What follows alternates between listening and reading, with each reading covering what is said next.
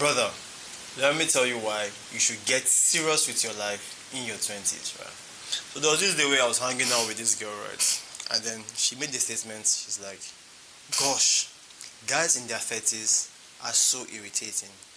And she paused and she looked at me and she was like, oh no, you're different. And in my head, I'm like, one, I don't think you're going to have to lie to me, right? If that's your opinion. Two, right? I'm not even 30 yet. So I paused and she's quiet. She's like, let me explain to you why she made that statement, just to justify that I'm not part of them, right? And she says, guys in their 30s have a lot of baggage, insecurities, and there's a particular guy she was talking to at the moment who had massive insecurity, who wanted somebody to act like his mother. Then at that moment, it kind of dawned on me because I have been hearing that statement about guys in their 30s kind of acting a funny way, not acting like actual men. And then I kind of realized something that I do not think I want to be that guy in my 30s who has massive insecurities. I don't want to be that guy in my 30s who has crazy mindset, victim mindset, and all of that. And I'm grateful, and that was one of the true moments I look back on my life, and I was grateful for self-improvement. I was grateful for working on myself. I was grateful for having the right habits. Because let's be honest, right? One thing we don't get to realize is your 20s are one of your most important years in your life. They are literally the foundation of your manhood, your masculinity, your entire journey. It's the literal foundation. So it's either you build the foundation and have a house, a structure for your life, or you build a wobbly foundation and become an example of regret. Right? So I'm making this video because deeply, why I'm even making this video is because yesterday, while I was going to bed, right, that same lady hit me up, and I just remember that statement of, oh, guys in their 30s need to grow up. Oh shit. You know what? Why don't I make this message for guys? So one thing you have to realize is, even based on science, right? Based on science, there's a reason nobody takes you serious when you're in your 20s. Even backed by science, your brain is still at a stage of development. What that means is you can create habits, you can change your mindset easier in your 20s. When you get to your 30s and 40s, they are much more difficult. But what happens, what does society tell you to do in your 20s? They tell you to go out and party, go ahead and drink more, go ahead and waste your days and your time. But if you really dig it, right, if you really dig it, you will never see anybody say, I wish I drank more alcohol in my 20s. You will never see anybody say, I wish I partied harder in my 20s. No. Instead, what you will hear people say is, I wish I chased my dreams in my 20s. I wish I worked harder in my 20s. Because here's the harsh truth, right? Habits are easier to create in your 20s. Speaking of habits are harder to create, one of my former karate teacher, he made a statement, right? He was kind of like mocking his brother for his brother got to black belt before him, but got to black belt at some point. He got into business, he became rich, and he let his body go.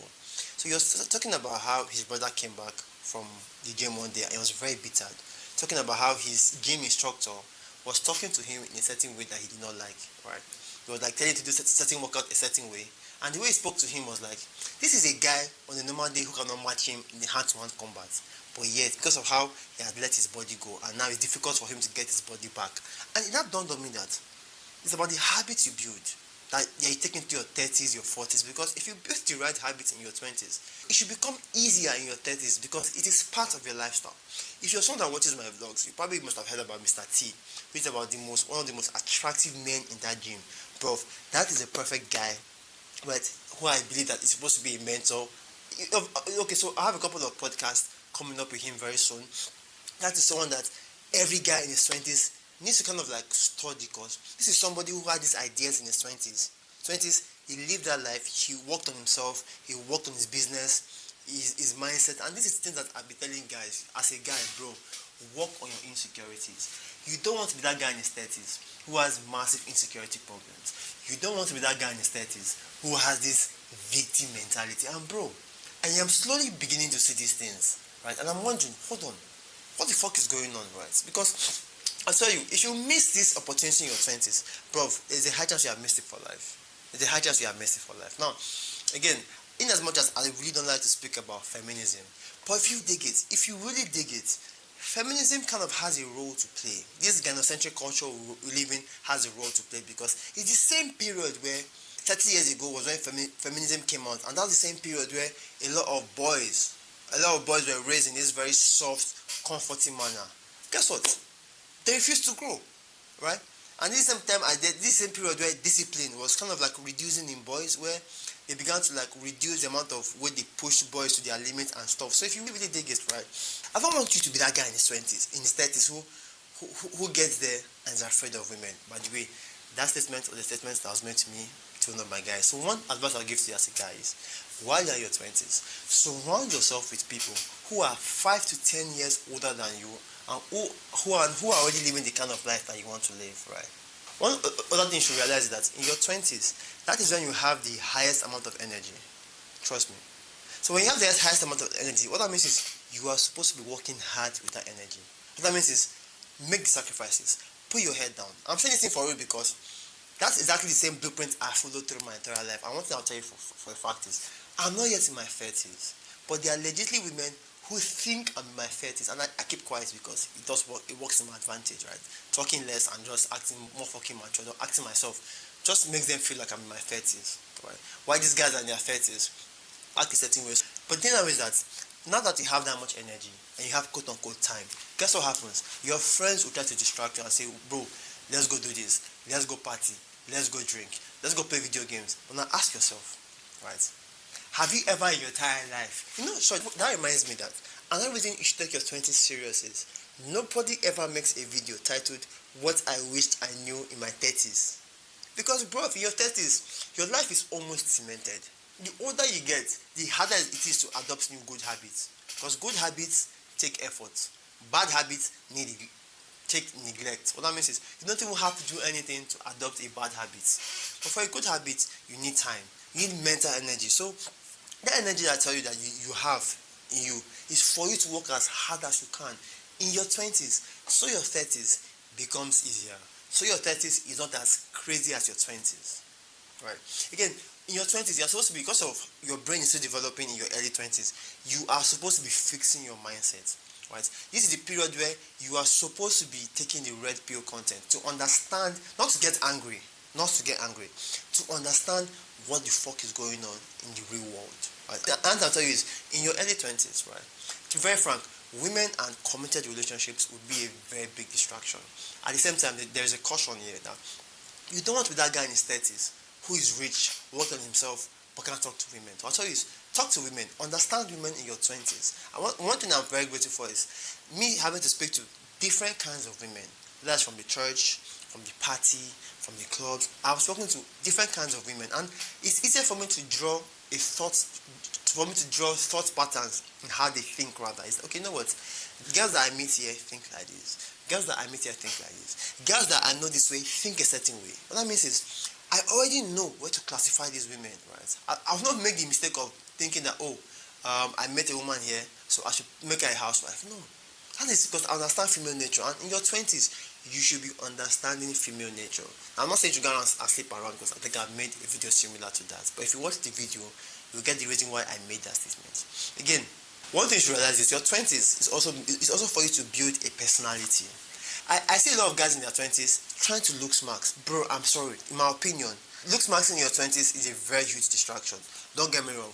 Looks are very important, but to an extent. I see way too many guys say, I look good, but I don't know why my relationships don't last. That's because while you're working on your looks, you forgot to build a personality. As I tell you, as a brother, in your 20s, build a personality. Build a fucking personality. If you want to be funny, be funny. If you want to be cruel, be cruel. But build a personality that is very, very authentic to you. Because there's no escaping that. You can improve your looks, right, in your late 20s, in your early 30s. But now what happens is, if you improve your looks right now and you're distracted, forgetting to build a personality, women will come into your life. But guess what? They feel like, there's nothing, this guy doesn't have taste. There's nothing to this guy, nothing extra to this guy beyond his looks. And by the way, looks, when they are with you, looks has a way of, there's a concept called habituation. When somebody is used to your face already, right, or somebody is used to you already, at some point, when there's nothing new about you, guess what happens? They move on. So if you believe that looks maxing works, it works for the short term.